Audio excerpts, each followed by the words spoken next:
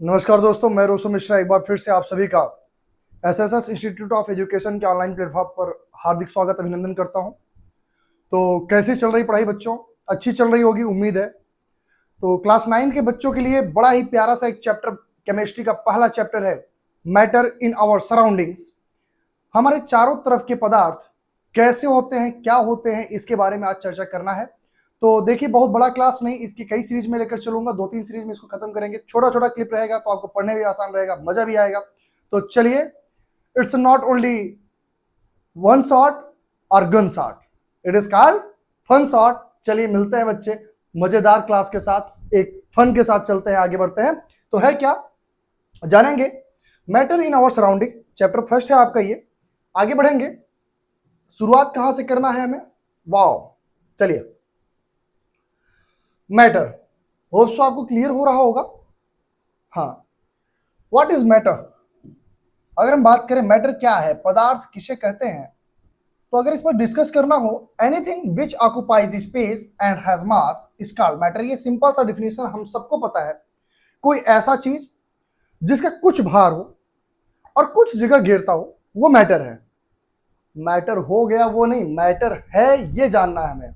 अभी आजकल के बच्चे, एक दिन मैं क्लास ले रहा था ऑफलाइन बैच में, एक बच्चा बोलता है, हमने उससे पूछा कि व्हाट इज मैटर, बोला सर मैटर जब किसी से वाद विवाद हो जाए वो मैटर कहलाता है। It's not fact, okay. ये तो थोड़ा सा फन के साथ आप बोल देते हो, लेकिन सच्चाई ये है, कोई भी चीज आप, अगर हम आपकी बात करते हैं तो आपका कुछ तो भार होगा भाई, कुछ तो जगह आप घेर रहे होगे। हाँ, जैसे हम मार्कर की बात करते हैं तो मार्कर का कुछ वेट है, देखो कुछ मास है, ये कुछ प्लेस घेर रहा है ना, ऑक्युपाई कर रहा है, right.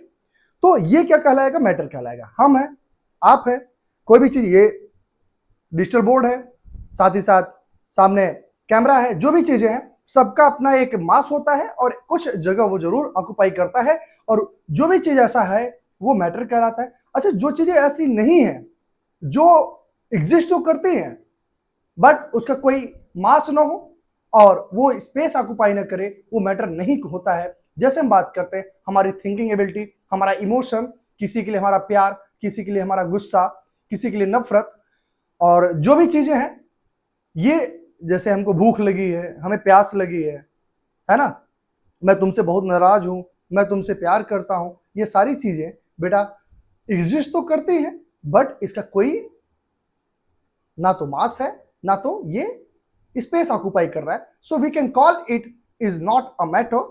So let me discuss more about the matter, what is matter. चलिए आगे बढ़ेंगे। तो देखिए, एग्जांपल के रूप में एयर एंड वाटर एक मैटर हो जाएगा, हाइड्रोजन और ऑक्सीजन भी मैटर है, सुगर, साल्ट, सिल्वर, स्टील, ये सब क्या है बेटा, एक मैटर के रूप में जाने जाते हैं। चलिए इसके लिए कुछ कंडीशन हम जानते हैं, क्या है?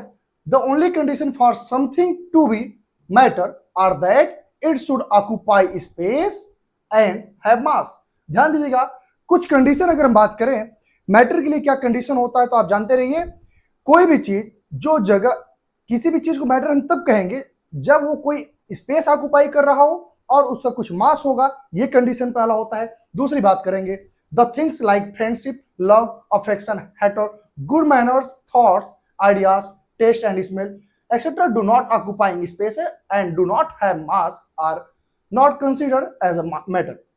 इनको मैटर नहीं बोल सकते क्योंकि ना तो इनका मास होता है, ना तो ये स्पेस ऑक्युपाई करते हैं, सो ये मैटर नहीं है। ओके, फन के साथ बढ़ेंगे भाई। हम तुमसे प्यार करते हैं, हम तुमसे बहुत नफरत करते हैं, हमारे मन में एक विचार है तुम्हारे लिए, अरे ये कोई मैटर थोड़ी है भाई, ये तो केवल भाव भाव है, हमारे इमोशन है। हाँ, चलिए, matters are classified into two ways, on the basis of the physical property, on the basis of its chemical property. देखिए, दो तरीके से मैटर को डिफाइन किया गया है, एक फिजिकल प्रॉपर्टी के अकॉर्डिंग, एक केमिकल प्रॉपर्टी के according. But in chapter first we will discuss only about the physical property. तो चलिए बढ़ते हैं, क्या है ये, दिए गए हैं, चलिए आगे बढ़ते हैं, बताते हैं। हाँ, चलिए, फिजिकल प्रॉपर्टी के अकॉर्डिंग अगर हम बात करते हैं, मैटर को मेनली 3 पार्ट में डिवाइड किया गया है। देखिएगा क्या है, on the basis of physical properties matter are classified as a solid, liquid and gas. Alright, तो चलिए सॉलिड के बारे में जानेंगे, उसको डिफाइन करेंगे और समझेंगे क्या है, क्यों बच्चे। हाँ, चलिए, सॉलिड सॉलिड की डिफिनेशन जानेंगे। ए solid has a fixed shape and volume, the particles like, चाहे वो एटम भी हो सकता है, मॉलिक्यूल भी हो सकता है, आयंस भी हो सकते हैं, जब ये क्लोजली पैक्ड होते हैं and arranged in a regular pattern with strong force of attraction holding them in a place are called solid. चलिए अगर डिफाइन करें हम, तो ये मान लीजिए बॉक्स है, ठीक है, देखिए इसकी पार्टिकल्स है,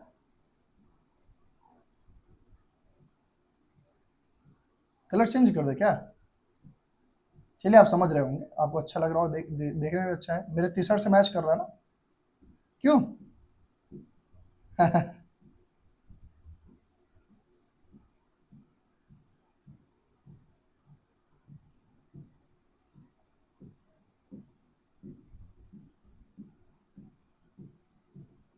ये रहा आपका सॉलिड पार्टिकल।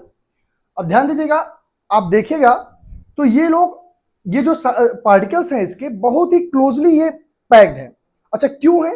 क्योंकि इनके बीच में क्या है बच्चे? फोर्स ऑफ अट्रैक्शन है। जिस, अच्छा इनका पैटर्न देखो, एक सिमिलर दिख रहा है, ये देखो ये एकदम सिमिलर है, फिर बाद ये भी सिमिलर है, ये इनकी साइज देख लो, ये एक सिमिलरिटी इनमें दिख रही है, ठीक है, इनका पैटर्न एक है। तो एक पैटर्न के अकॉर्डिंग ये क्लोजली आपस में पिक्ड होते हैं, पैक्ड होते हैं। तो बताया जा रहा है इस प्रकार के पार्टिकल्स को या इस प्रकार की चीजों को हम सॉलिड पार्टिकल बोलते हैं, इस प्रकार के मैटर को हम सॉलिड मैटर बोलते हैं। ओके, चलिए इसके लिए कुछ और प्रॉपर्टीज इनकी दी गई है। इनका डिफाइंड शेप एंड वॉल्यूम होता है, particles are tightly packed and vibrate in fixed position. ध्यान दीजिए, जनरली इनकम्प्रेसिबल, भाई सही बात है। अभी हम बात करें, ये मार्कर है, तो मार्कर को चलिए हम लोग पुश करते हैं, इसको कंप्रेस करते हैं, क्या ये भाई कंप्रेस हो रहा है? आप बताइए, कंप्रेस हो सकता है क्या? हाँ, नहीं हो सकता है। तो वही जनरली अगर हम बात करें, कुछ है जैसे हम बात कर लेते हैं, जब हम लोग मेटल नॉन मेटल पढ़ते हैं बच्चे, तो उसमें आपका सोडियम मिल जाता है। हाँ, स्पंज की हम बात कर लेते हैं, हम बात कर लेते हैं, ऐसे बहुत सारी चीजें, कर्टन होते हैं, तो इनके भी जो आपके रोप्स होते हैं, या फिर हम बात कर लेते हैं इनके जो धागे होते हैं, वो क्या होते हैं बच्चे? वो कंप्रेसिबल होते हैं, जो एक कंबाइन फॉर्म में देखे जाते हैं उस कंडीशन में। हाँ, तो चलिए आगे बढ़े। क्या है? मे हैव अ क्रिस्टलाइन और द एमॉर्फस स्ट्रक्चर। ऑलराइट, ये ठोस अवस्था अपना लेते हैं, ठीक है, ठोस अवस्था ग्रहण करते हैं, मतलब बोल सकते हो इनका स्ट्रेंथ ज्यादा होता है, ठीक है। ये अगर मजबूती की बात करें तो ये ज्यादा मजबूत होता है, ठीक है। हम बात करें, एग्जांपल की बात कर लेते हैं, आइस सॉलिड वाटर के रूप में देखिएगा, भाई वाटर के जो सॉलिड फॉर्म हो जाता है वो आइस बोला जाता है। हम बात करें एक common example of the solid where the water molecules are arranged in a fixed lattice structure. Iron की बात कर लेते हैं, a metal with a crystalline structure used in construction and the manufacturing बात कर लेते हैं। डायमंड की बात की form of the carbon where atoms are arranged in the rigid lattice making it one of the hardest material. Wood की बात करें, natural solid material used in furniture and the construction की बात कर लेते हैं, ठीक है बच्चे, आपको क्लियर हुआ होगा। चलिए हम लोग आगे भी बढ़ेंगे। इसके अलावा क्या है, हम लोग बात करेंगे, लिक्विड की बात कर लेते हैं बच्चे। What is liquid? तो लिक्विड के बारे में बात करेंगे सर। लिक्विड की डिफिनीशन पहले इसके जाने। A liquid has a defined volume but takes the shape of its container. ध्यान दीजिएगा, लिक्विड की अगर हम बात करते हैं भैया, तो लिक्विड को जिस कंटेनर में या जिस वेजल में रखा जाता है वो वैसा शेप ले लेता है, इसलिए इसका शेप फिक्स नहीं होता है। और इनमें जो होता है, अगर हम बात करें, तो जो फोर्स ऑफ अट्रैक्शन होता है वो लेस देन सॉलिड माना जाता है। इस वजह से इनके जो पार्टिकल्स होते हैं वो बहुत ही क्लोज पिक्ड नहीं होते हैं, क्लोज पैक्ड नहीं होते, थोड़ा थोड़ा उनमें स्पेस देखा जाता है। तो बोल सकते हैं इनके बीच में इंटरमॉलिक्यूलर स्पेसेस ज्यादा होते हैं, और अगर हम बात करते हैं फोर्स ऑफ अट्रैक्शन तो वो कम होते हैं, है ना बच्चे, compare to the solid. Okay, जब हम गैस की बात करेंगे तो वहां भी कंपेयर करेंगे, तीनों के एक साथ में बताते हैं, ठीक है। चलिए आगे बात करते हैं।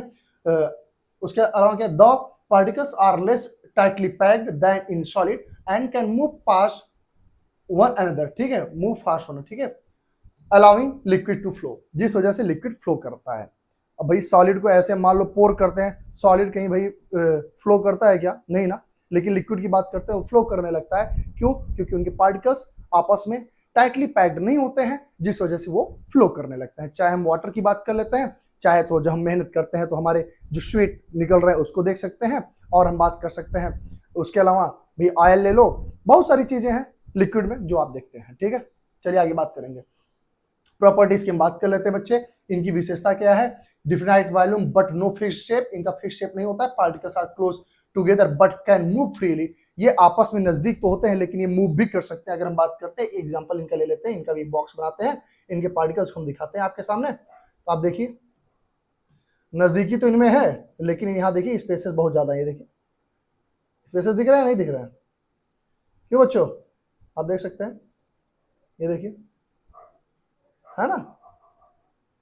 इसके अलावा भी हम बात करें तो ऐसे आप इन्हें ये इस वजह से फ्लो मूव कर सकते हैं।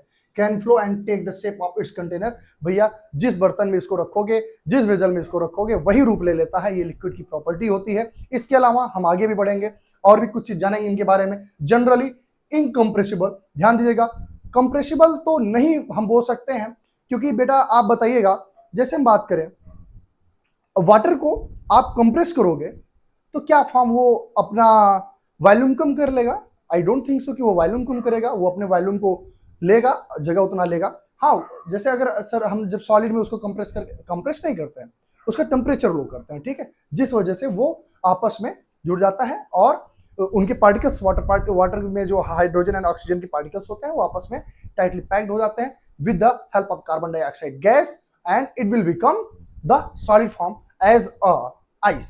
ऑलराइट, चलिए हम बात करेंगे एग्जांपल वाटर की बात करें। Water the most common liquid on earth, essential for life, आप जानते हैं। ऑयल की बात used in the engine and cooking, it flows easily and takes the shape of its container. Milk की बात कर लेते हैं। मरकरी की बात कर लेते हैं। मरकरी भाई डॉक्टर साहब के यहाँ जाते हैं हम सभी लोग, क्या करने के लिए भैया?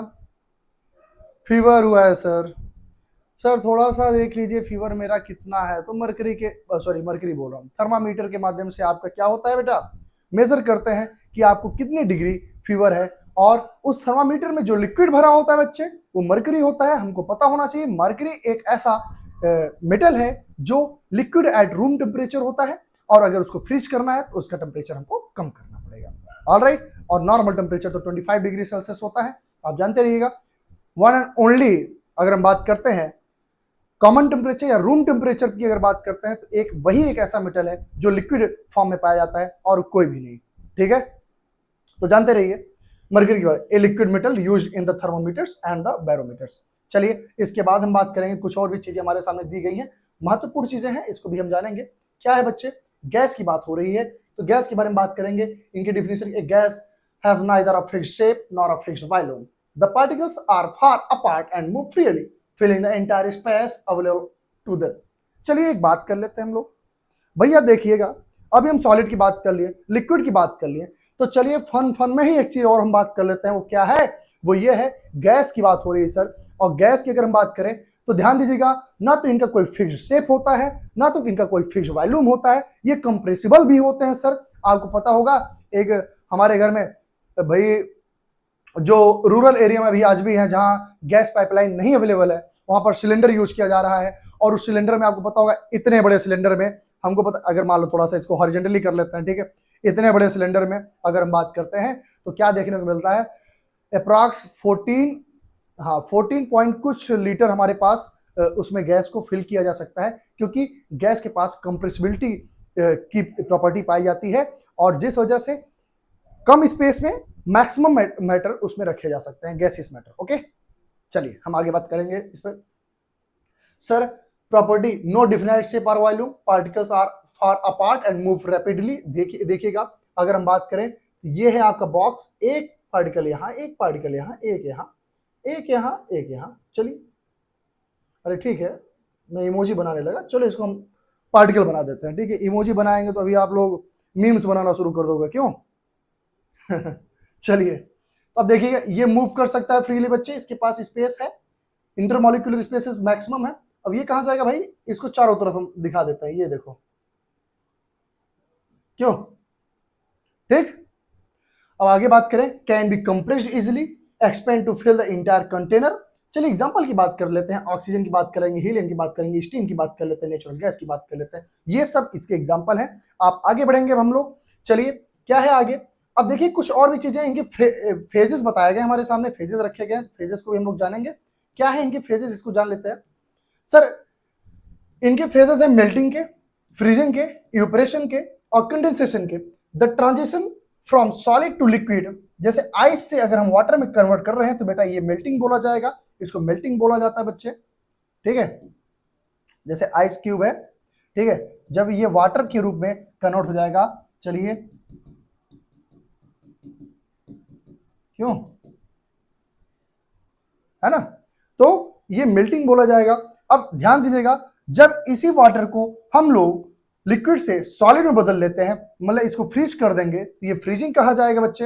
अब हम लोग आगे बढ़ेंगे। इवेपोरेशन क्या होता है, जब इसी को बेटा हम यहाँ बर्नर लगा देते हैं, चलिए क्या लगा देते हैं बच्चे, बर्नर लगा देते हैं, और बर्नर को भाई जब हम लोग क्या करेंगे, बर्न करेंगे, समझिएगा,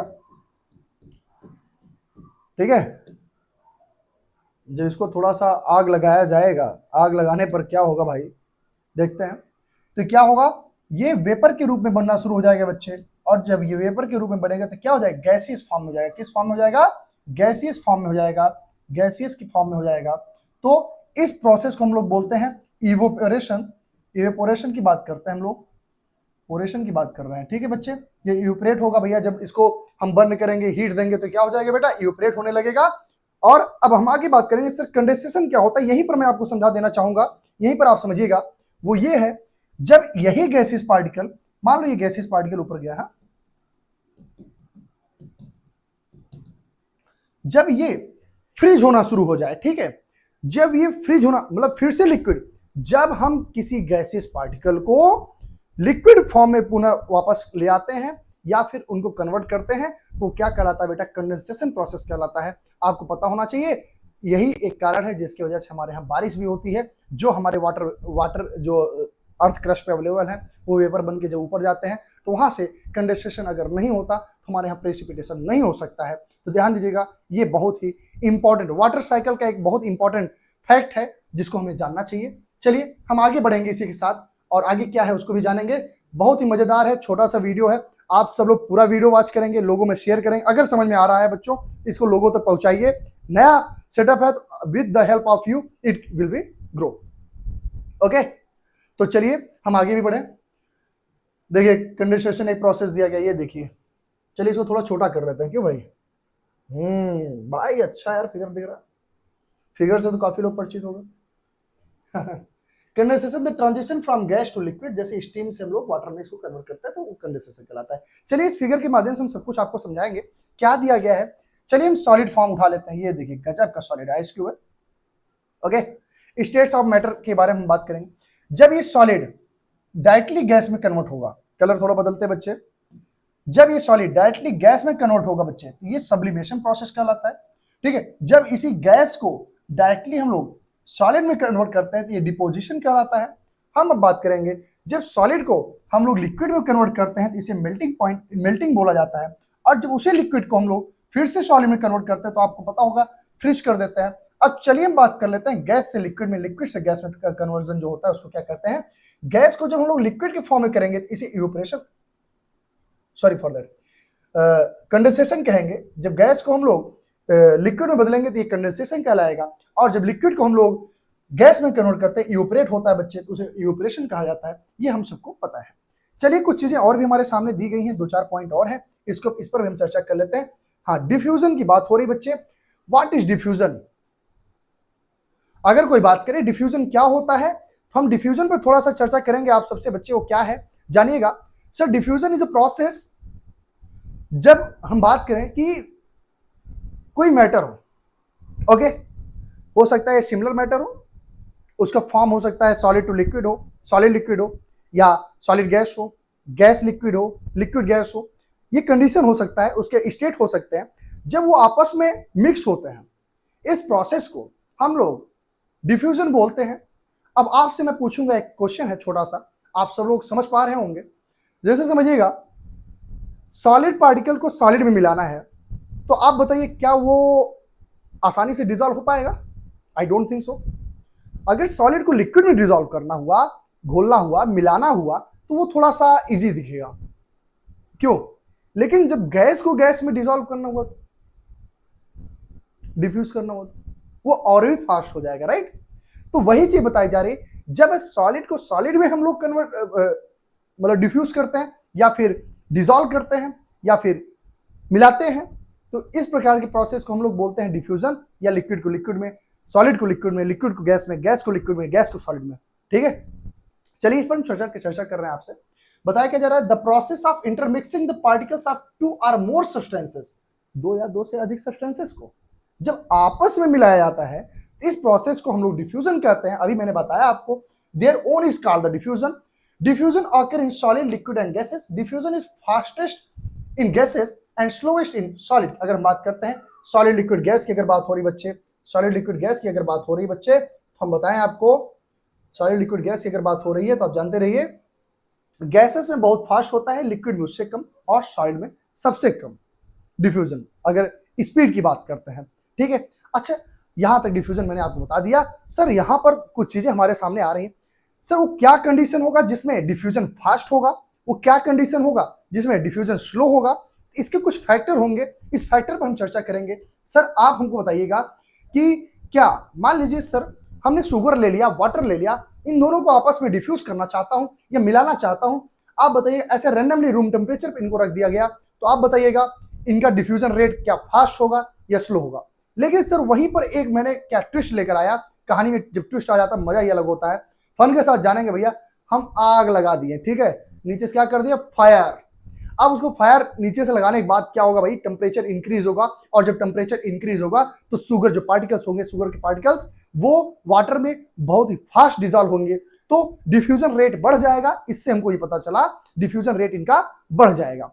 कब, कंडीशन ये होगा जब उनका टेम्परेचर बढ़ा दिए। चलिए सर वहीं पर एक और बात हमारे दिमाग में आ गया, क्या, वो ये है कि अगर मान लीजिए सर वो जो शुगर पार्टिकल है अभी छोटे छोटे पार्टिकल्स थे, सर मैं उसका साइज यूं कर दिया बड़ा सा, चलिए हम बनाकर दिखाते हैं। ठीक है, हम आपको बनाते हैं फिर आप समझिएगा यहां पर क्या है।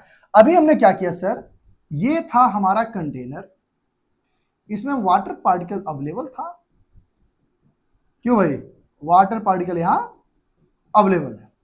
अब हम बात कर रहे हैं सर, इसी में हमने क्या किया, शुगर का कलर ट्रांसपेरेंट होता है, शायद आपको समझ में आया। चलिए ये रहे शुगर पार्टिकल्स छोटे छोटे, क्यों भाई, देखिए कुछ स्क्वायर में होंगे, ट्रायंगल में होंगे, उनका डिपेंड कर रहा है कंडीशन कैसा है, समझ रहे होंगे आपको। इनको नॉर्मल रूम टेम्परेचर पर जब हमने रखा, जब इसको हमने किस पे रखा, नॉर्मल रूम टेम्परेचर पर, नॉर्मल रूम टेम्परेचर पर, नॉर्मल रूम टेम्परेचर पर मैंने छोड़ दिया, रूम टेम्परेचर पर इसको छोड़ दिया, तो इसका रेट जो होगा बेटा वो compare to the increasing the temperature वो उससे कम होगा। कैसे, मैं बताता हूं, आप देखिएगा। सर ऐसे रैंडमली मैंने एक कंडीशन दे दिया, और एक कंडीशन मैंने क्या किया यहां पर बच्चे, एक कंडीशन मैंने ये किया, एक कंडीशन मैंने ये किया, यहां पर मैंने क्या लगा दिया, बर्नर लगा दिया, और जिससे इसका टेम्परेचर क्या हो गया बच्चे, इंक्रीज हो गया। और जब इनका टेम्परेचर इंक्रीज होगा तो क्या होगा बच्चे,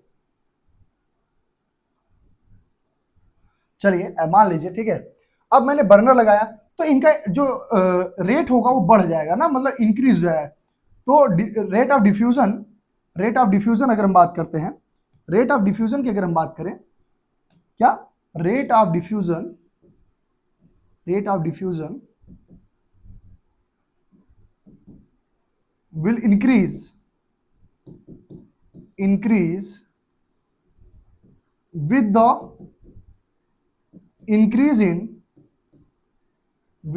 increase in टेम्परेचर।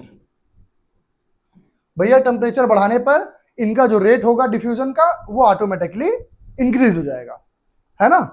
अब हम बात करेंगे सर, एक कंडीशन सर हमारे सामने और दिख गया, वो क्या है सर, मान लीजिए यही चीज हमारे सामने दे दी गई लाइक दिस, बड़ा सा कोई एक पतीला ले लीजिए, ठीक है, ऐसे वाटर पार्टिकल जैसे थे वैसे भर दिया मैंने,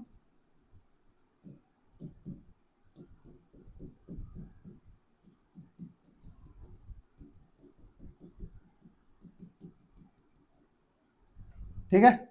चलिए अब हम बात करेंगे इसी में बच्चे, क्या हम इसमें सॉलिड पार्टिकल की बात कर रहे हैं, चलिए ठीक है, अगर हम उनकी डेंसिटी की बात कर लेते हैं बच्चे, उनके घनत्व की बात कर लेते हैं। विलेय पार्टिकल जो है यहाँ पर, सॉलिड पार्टिकल जो है, जो मैं डिसॉल्व करना चाहता हूं, जिस सॉलिड पार्टिकल को उस लिक्विड में डिसॉल्व करना चाहता हूं, अगर उसकी डेंसिटी ज्यादा होगी, बड़ा होगा, तो बेटा आप जानते रहिएगा डिफ्यूजन रेट स्लो होगा, है ना। भैया कैसे, देखो सर मैंने जो शुगर पार्टिकल्स थे वो इतने बड़े बड़े रख लिए, होता तो नहीं है लेकिन बच्चों आप समझिए इतना बड़ा बड़ा, मान लो जस्ट इमेजिन कि इतने बड़े बड़े मैंने रख दिया, तो क्या होगा बच्चे, उसका जो डिफ्यूजन रेट होगा वो स्लो हो जाएगा भाई, वो जल्दी से डिजॉल्व नहीं होगा। और जब वही शुगर पार्टिकल्स या बात करते हैं उनके पार्टिकल्स जब छोटे होंगे, स्मॉलर इन साइज होंगे, तो उनका रेट ऑफ डिफ्यूजन फास्ट होगा। ठीक है, आगे इसका फैक्टर दिया गया है, चलिए इस पर हम चर्चा भी कर लेंगे आपसे। क्या है देखिएगा, factors affecting the rate of diffusion की बात करते हैं तो पहला फिजिकल स्टेट बताया, solid diffuse into liquid slowly whereas the liquid diffuse into the liquid faster.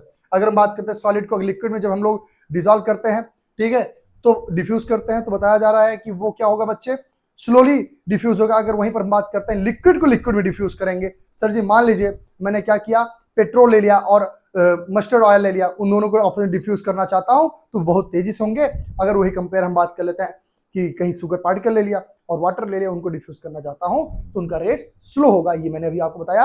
आगे बात करेंगे सर, टेम्परेचर की बात कर रहे हैं। The rate is diffusion increases with the increase of the temperature, rate of diffusion हो गया यहाँ पर, ठीक है, rate of diffusion increases with the increase of temperature. हम अभी आपको बताया, बर्नर लगा के मैंने आपको दिखाया, सर जब टेम्परेचर इंक्रीज करेंगे तो ऑटोमेटिकली जो रेट होगा डिफ्यूजन का वो फास्ट हो जाएगा, और अगर हम बात करते हैं जो उनका टेम्परेचर स्लो होगा तो उनका डिफ्यूजन रेट स्लो हो जाएगा, ये चीज मैंने बताया।